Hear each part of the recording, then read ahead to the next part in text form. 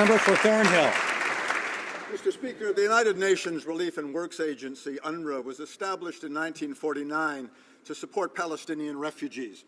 But for years, UNRWA has been politicized by the corrupt Hamas government in Gaza in flagrant contradiction of the UN's stated goal of neutrality.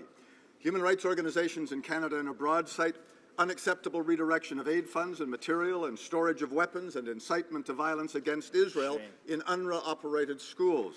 So why is the government considering new funding to this flawed UN agency? The Honourable Parliamentary Secretary to the Minister of International Development.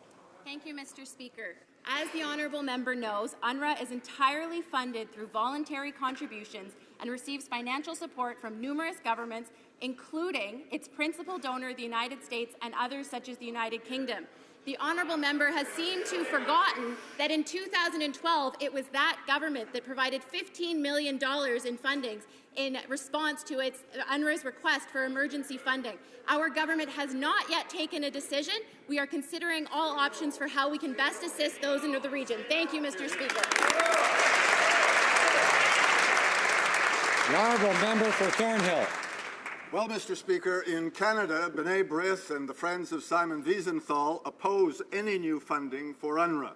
B'nai B'rith says Canadian aid for Palestinian welfare must go only to specific humanitarian programs and peaceful infrastructure projects. UN Watch has accused UNRWA staffers of using their official positions to incite Palestinian stabbing and shooting attacks against Israeli Jews. Mr. Speaker, can't the Liberals find more appropriate ways to deliver humanitarian aid than to hand it to terrorists? The Honourable Parliamentary Secretary.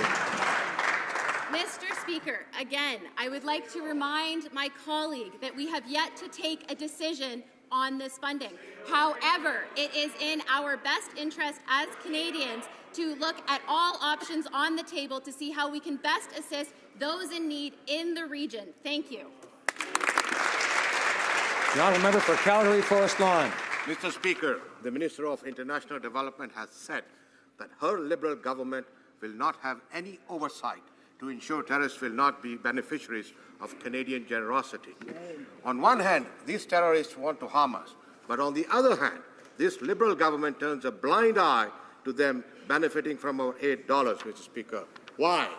The Honourable Parliamentary Secretary. Mr. Speaker, it appears that it bears repeating that humanitarian assistance is provided to partners in humanitarian assistance around the world. It is to be provided in a neutral, impartial fashion to aid civilians in the midst of conflict. This is the same policy that our government, that the previous government and governments before it in Canada has had. It's our responsibility. We signed on the Geneva Convention, and we are going to do just that. Thank you, Mr. Speaker.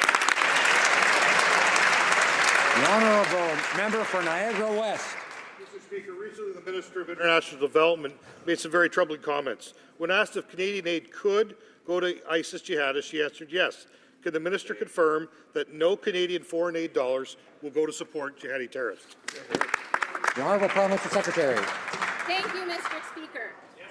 I would like to ask the previous government if they can confirm that none of their humanitarian assistance went to ISIS fighters.